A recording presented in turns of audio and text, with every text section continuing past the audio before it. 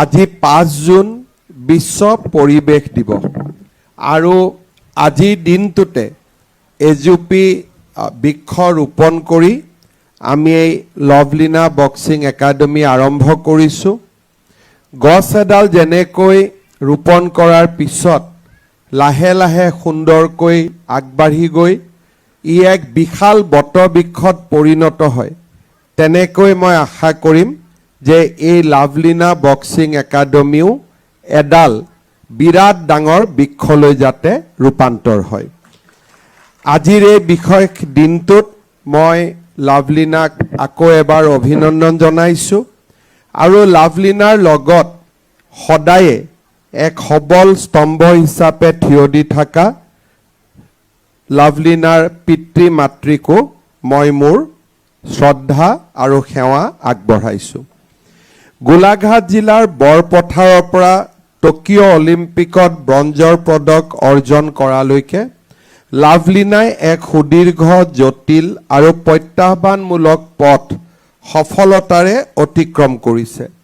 2024 চনৰ পেৰিছ অলিম্পিকত দেশক প্ৰতিনিধিত্ব কৰাৰ লগতে এছিয়ান চেম্পিয়নশ্বিপ, বিশ্ব বক্সিং চেম্পিয়নশ্বিপ আদিকে ধৰি বহুত আন্তঃৰাষ্ট্ৰীয় আৰু ৰাষ্ট্ৰীয় বক্সিং প্ৰতিযোগিতাত পদক জয়েৰে লভলীনাই দেশৰ ক্ৰীড়া ইতিহাসত নিজৰ নাম সোণালী আখৰেৰে লিপিবদ্ধ কৰিবলৈ সক্ষম হৈছে। অৰ্জুন বঁটা, মেজৰ ধ্যানচাঁদ খেল ৰত্ন বঁটাৰে বিভূষিত লভলীনাৰ সফলতাই আমাৰ ৰাজ্যত ক্ৰীড়া আৰু বক্সিঙৰ জনপ্ৰিয়তাক এক সুদূৰ প্ৰসাৰী প্ৰভাৱ পেলাবলৈ সক্ষম হৈছে।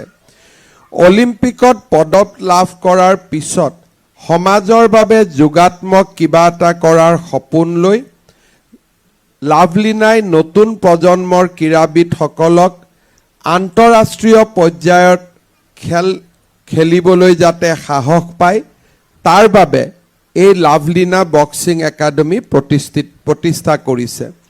2021 চনত লভলীনাই ক্ৰয় কৰা এই ভূমিত সীমিত পুঁজিৰে একাডেমিখন নিৰ্মাণ কৰি ইয়াক বক্সিং প্ৰশিক্ষণৰ বাবে প্ৰয়োজন হোৱা সকলো সা সুবিধা সন্নিৱিষ্ট কৰিছে। প্ৰশিক্ষাৰ্থীসকলক ইয়াতে অন্তত 100 গৰাকী প্ৰশিক্ষাৰ্থীক যাতে ট্ৰেইনিং দিব পাৰে তাৰ বাবেও ব্যৱস্থা কৰা হৈছে। আমাৰ গ্ৰাম্যাঞ্চলৰ প্ৰতিভাৱান খেলুৱৈসকলে যাতে এই বক্সিং ৰিঙত বা এই বক্সিং একাডেমিত সুবিধা লাভ কৰিব পাৰে তাৰ বাবে বক্সিঙৰ ট্ৰেইনিঙৰ ফিজ মাত্ৰ 500 টকাত ধাৰ্য কৰা হৈছে, যাতে সকলো লোকে বা আমাৰ সকলো উদীয়মান খেলুৱৈ এই সুবিধা গ্ৰহণ কৰিব পাৰে। মই বিশ্বাস কৰোঁ লভলীনা আমাৰ নৱপ্ৰজন্মৰ বাবে ইতিমধ্যে এক আইকন স্বৰূপ আৰু লভলীনাৰ ব্যক্তিগত তত্ত্বাৱধানত এই বক্সিং একাডেমিয়ে আমাৰ জাতীয় জীৱনত নতুন প্ৰজন্মৰ মাজত প্ৰেৰণাৰ সৃষ্টি কৰিব আৰু বহুত নতুন লভলীনাৰ সৃষ্টিত সঁচাকৈ প্ৰেৰণাৰ স্ৰোত হিচাপে এই বক্সিং একাডেমিখনে কাম কৰিব। ইতিহাসৰ পাত লুটিয়ালে আমি দেখা পাওঁ যে বক্সিঙৰ আৰম্ভ হৈছিল 1500 শতিকাত। তেতিয়া এই খেল অৰ্গেনাইজ নাছিলে। এই খেলৰ জনপ্ৰিয়তা বৃদ্ধিত ৰোমানসকলৰ গুৰুত্বপূৰ্ণ ভূমিকা আছিল। 1700 শতিকাত এই প্ৰতিযোগিতা বা বক্সিঙৰ পুনৰুত্থান ঘটে। 1904 চনত বক্সিঙক অলিম্পিকত অন্তৰ্ভুক্ত কৰা হয়। ভাৰতবৰ্ষত 1950 চনৰ মাৰ্চ মাহত বক্সিঙৰ প্ৰথমখন ৰাষ্ট্ৰীয় চেম্পিয়নশ্বিপ অনুষ্ঠিত হৈছিল। অসমৰ বক্সিং ইতিহাসৰ অগ্ৰগামী যাত্ৰাৰ আৰম্ভ কৰিছিল উলুবাৰী বক্সিং ক্লাবে। আজি এনেকুৱা এটা সংযোগ যে ৰাতিপুৱা মই ইয়াত আহিছোঁ আৰু গধূলি 6টা বজাত মই উলুবাৰী বক্সিং ক্লাবতো যাম। গুৱাহাটী মহানগৰীৰ উলুবাৰীৰ কছাৰী বস্তি এলেকাত 1950 চনত উলুবাৰী বক্সিং ক্লাব গঠন হৈছিল। 1980 চনৰ পাছৰে পৰা উলুবাৰী বক্সিং ক্লাবৰ প্ৰাংগণতে অসম ভিত্তিত বাৰ্ষিক বক্সিং প্ৰতিযোগিতা আৰম্ভ হৈছিল আৰু এই ক্লাবে অসমৰ হৈ ৰাষ্ট্ৰীয় প্ৰতিযোগিতাবোৰত প্ৰতিনিধিত্ব কৰিছিল। আনহাতে অসমৰ বক্সিং প্ৰসাৰত এক নিৰ্ণায়ক ভূমিকা লোৱাত আগবাঢ়ি গৈছিল আসাম এমেচাৰ বক্সিং এছ'চিয়েশ্যন। 1979 চনত স্থাপন হোৱাৰ পৰা এই সংস্থাই প্ৰতি বছৰে আন্তঃজিলা বক্সিং প্ৰতিযোগিতা অনুষ্ঠিত কৰি আহিছে।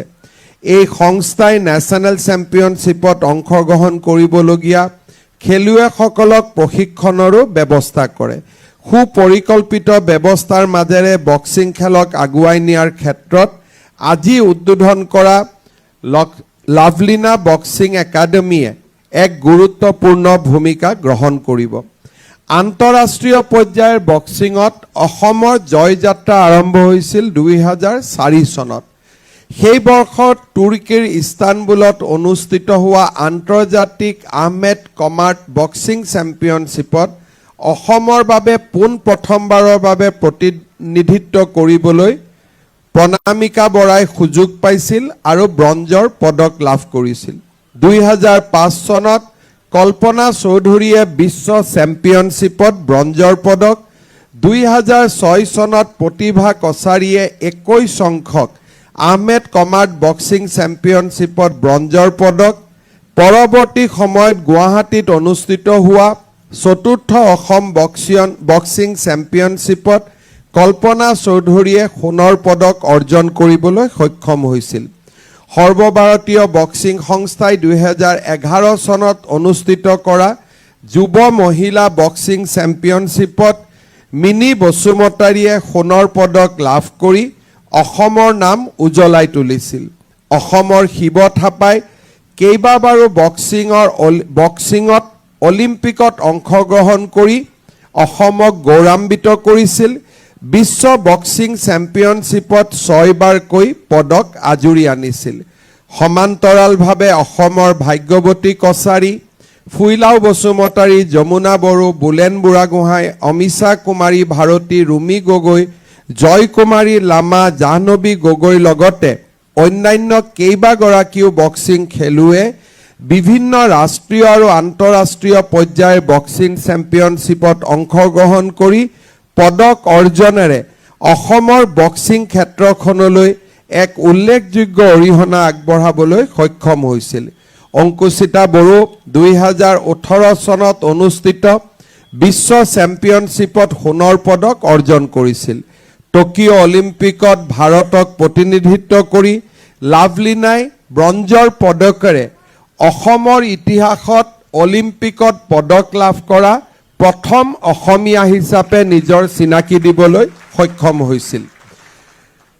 এই ধৰণে যদি আমি চাবলৈ যাওঁ যে বক্সিং এনেকুৱা এটা ক্ৰীড়া য'ত নেকি অসমে এনেকুৱা নহয় যে এজন খেলুৱৈয়ে ভাল ৰিজাল্ট কৰিছে, ইয়াৰ এটা উজ্জ্বল এটা পৰম্পৰা আছে।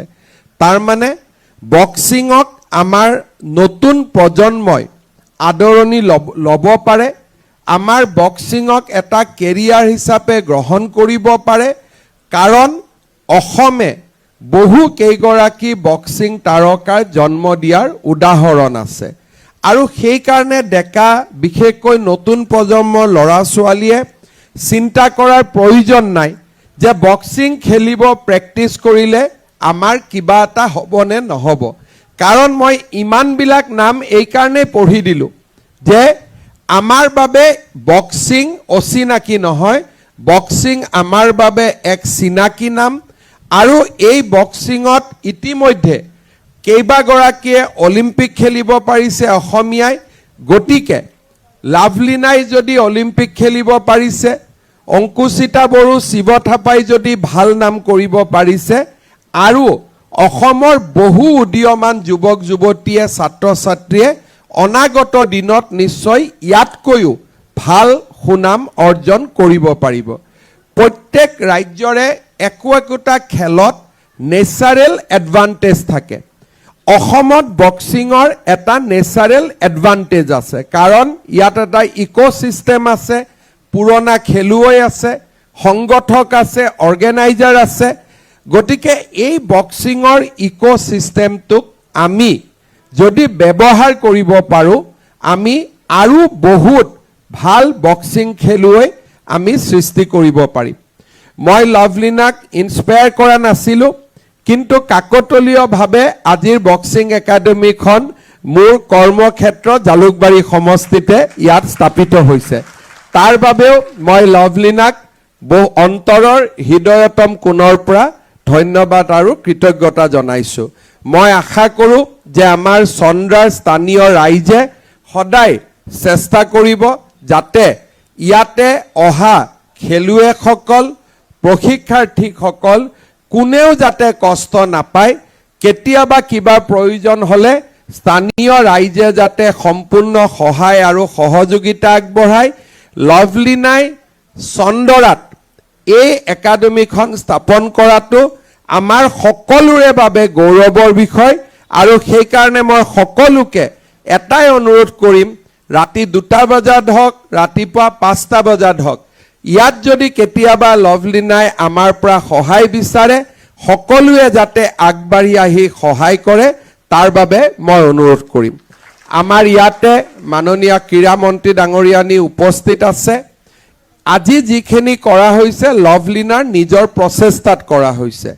মই ক্ৰীড়া মন্ত্ৰী ডাঙৰীয়ানীক অনুৰোধ কৰিম যে আমি ইয়াতে এটা হোষ্টেলৰ ব্যৱস্থা কৰি দিব পাৰোঁ নেকি, কাৰণ তেতিয়া আমাৰ ইয়াৰে বহুত ল'ৰা ছোৱালীয়ে বাহিৰৰ পৰা ইয়াত আহি থাকিব পাৰিব। আৰু হোষ্টেলৰ ব্যৱস্থা কৰিলেও নহ'ব, হোষ্টেলত থকা ল'ৰা ছোৱালীৰ খোৱা বোৱাৰ পৰা গোটেই ব্যৱস্থাও চৰকাৰে গ্ৰহণ কৰিব লাগিব, কাৰণ তেতিয়াহে দুখীয়া ঘৰৰ ল'ৰা ছোৱালী আহি ইয়াতে আমাৰ খেলত আগভাগ ল'ব পাৰিব, ট্ৰেইনিং ল'ব পাৰিব। মই আজিয়েই ক্ৰীড়া বিভাগক অনুৰোধ কৰিম যে আপোনালোকে 2 কোটি টকা লাভলিনাৰ এই একাডেমীখনৰ কাৰণে দিব আৰু পৰ্যায়ক্ৰমে দি থাকিব। যেনেকৈ যেনেকৈ তেখেতে কামত আগবঢ়াই লৈ থাকে তেনেকৈ দিব। যদি ইয়াত মাটি কিনিব খোজে তাৰ কাৰণে দিব, হোষ্টেল বনাব খোজে হোষ্টেলৰ কাৰণে দিব। আপোনালোকে লাভলিনাৰ লগত আলোচনা কৰি যেনেকৈ প্ৰয়োজন তেনেকৈ দি গৈ থাকিব, ৰাজ্য চৰকাৰে সকলো সহায় আগবঢ়াব। এতিয়া মই 2-3টা বেলেগ কথা ক'ব খুজিছোঁ। আমি ৰাজ্যখনত প্ৰত্যেকখন ৰাজ্যই এটা আমাৰ চিনাকি হয় যে আমাৰ ছফ্ট পাৱাৰ কিমান। খেলা হৈছে এটা ছফ্ট পাৱাৰ।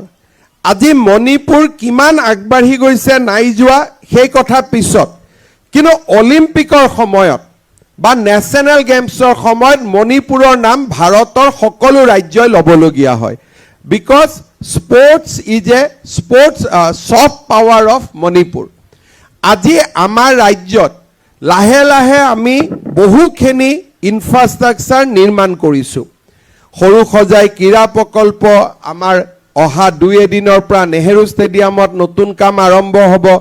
আমিনগাঁৱত স্পৰ্টছ প্ৰকল্প কেইদিনমানৰ পিছত চন্দ্ৰপুৰত কাম আৰম্ভ হ'ব।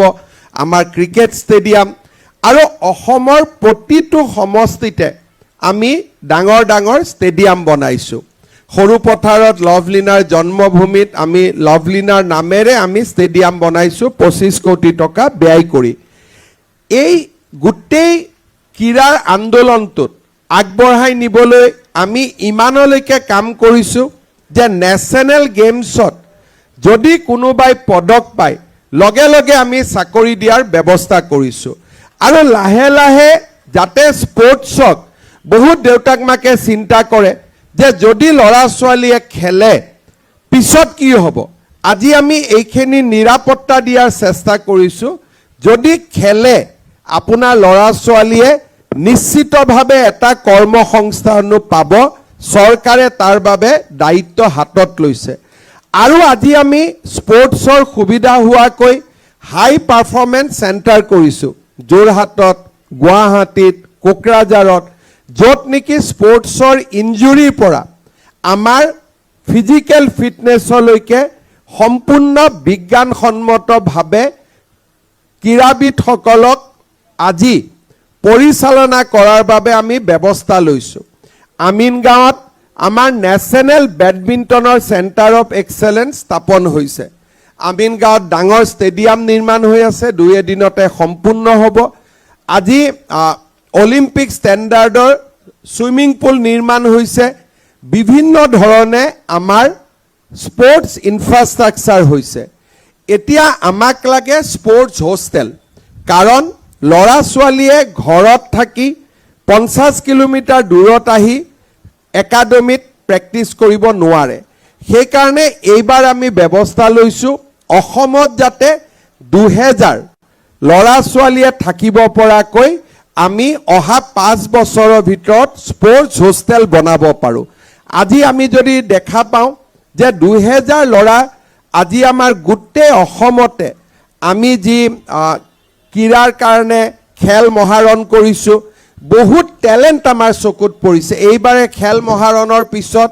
আমি আইডেণ্টিফাই কৰিছিলোঁ যে 600 ল'ৰা ছোৱালী এনেকুৱা আছে যাক আগবঢ়াই দিলে তেওঁলোকে বহু আগুৱাই যাব পাৰিব কিন্তু এই 600 ল'ৰা ছোৱালীক এতিয়া আমি আনি ক'ত ৰাখিম তেওঁলোকক কোনে শিকাব কাৰণ নিজৰ গাঁৱৰ প্ৰতিভাটো গুৱাহাটীলৈ আনি শিকাব লাগিলে আমাক হোষ্টেল লাগে আমাক কোচ লাগে আমাক একাডেমি লাগে আজি আমাক সেইকাৰণে আমি ৰাজ্য চৰকাৰে টেলেণ্ট সাৰ্চৰ লগতে আমি যাতে 2000 স্পৰ্টছ হোষ্টেল অৰ্থাৎ 2000 ল'ৰা ছোৱালী থাকিব পাৰে আৰু ষ্টেডিয়ামখনৰ কাষতে থাকিব পাৰে যাতে তেওঁলোকৰ কাৰণে আমি একাডেমিখন আৰু হোষ্টেলটোক আমি একত্ৰিত কৰিব পাৰোঁ আমিনগাঁৱত আমি 200 ল'ৰা ছোৱালী থাকিব পৰা হোষ্টেল বনাই আছোঁ সৰু সজাইত আমি 500 ল'ৰা ছোৱালী একেলগে থাকিব পৰা আমি হোষ্টেল বনাব খুজিছোঁ